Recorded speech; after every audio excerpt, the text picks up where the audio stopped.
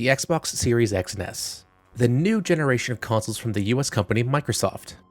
Released in 2020 and touted to be the most powerful and cheapest modern boxes on the market. But, unlike their counterparts at Sony, there wasn't really any new game released on launch day that showed off just exactly what this new hardware could actually do. This was just about the sentiment across the entire games industry. Great!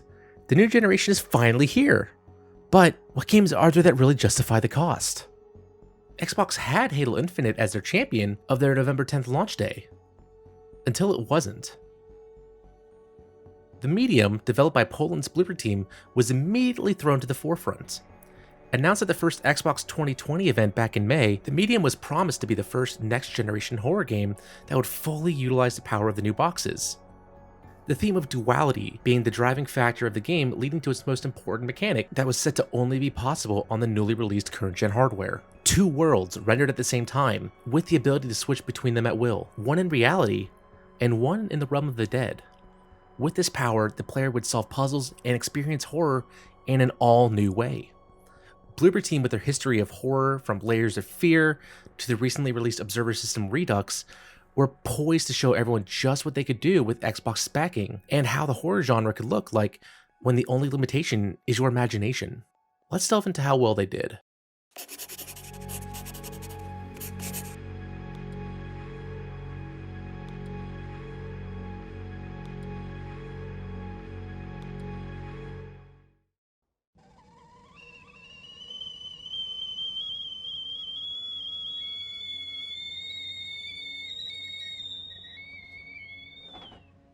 Ever since I was little, I've had this dream.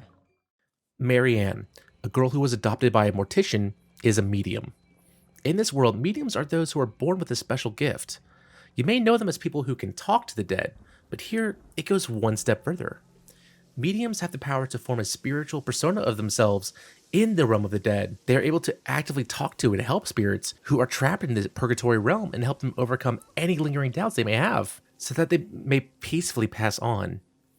This amazing ability isn't always in the medium's control, however. When an overwhelming presence is around them, they may be split into two. One foot in the realm of the living, and the other wading through the realm of the dead.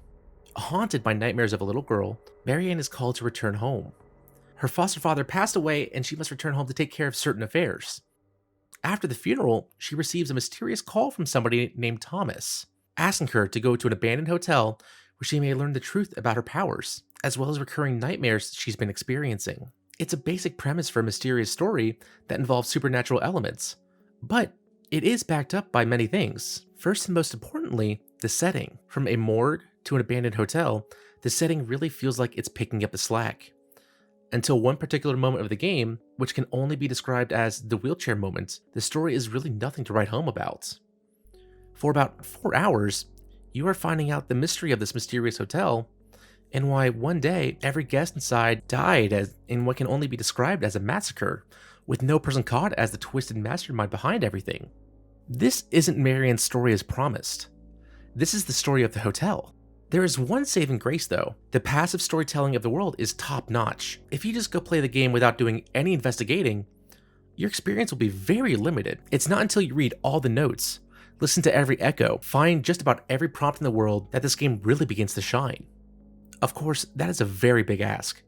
That is a lot of extra time to devote, what with looking around every corner and every nook and cranny to find the strongest aspect of this game. Bloober Team has a great knack to tell very interesting stories through the hidden notes and secret triggered prompts.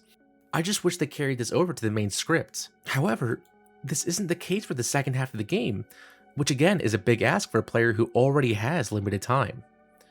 Without spoiling much, when the game gets into the weeds of who Marianne is and where she comes from, the medium really shines. That is, until the ending.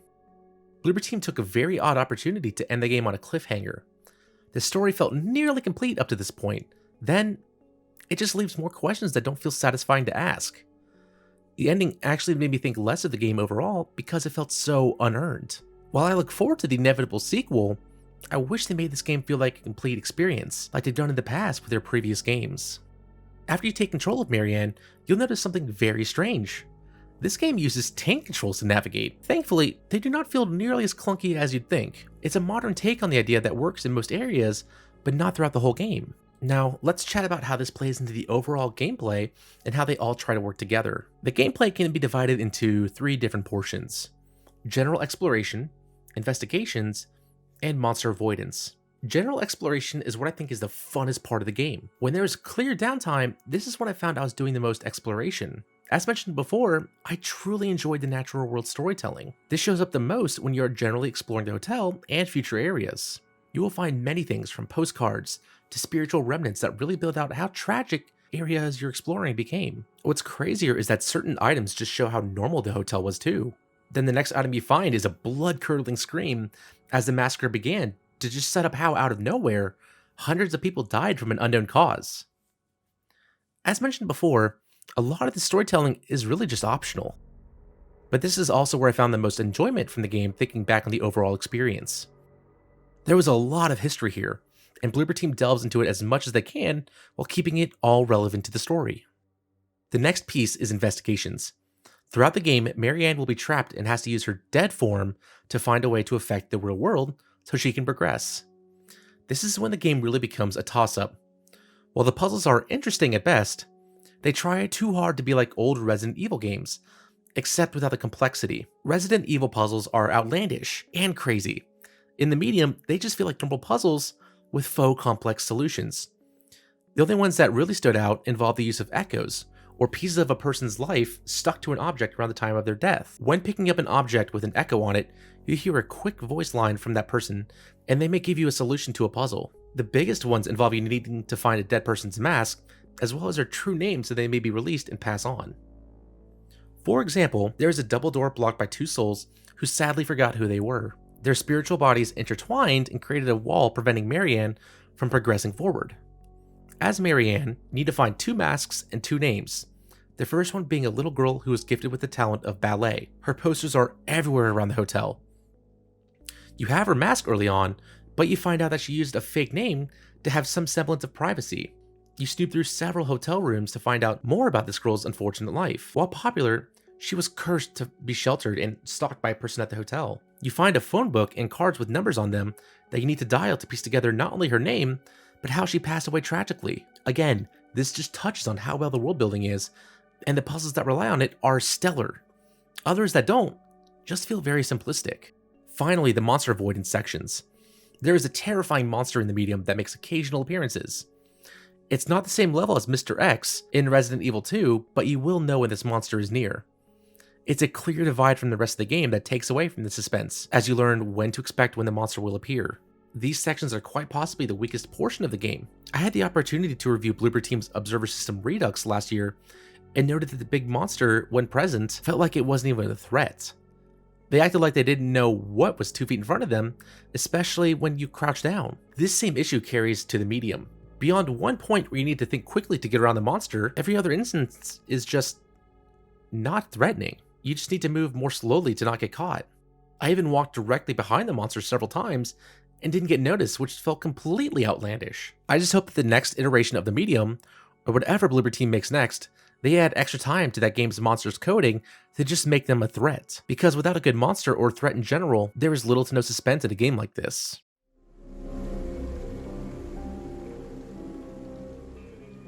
Due to unfortunate circumstances, the medium became the first big exclusive for the Series X and S.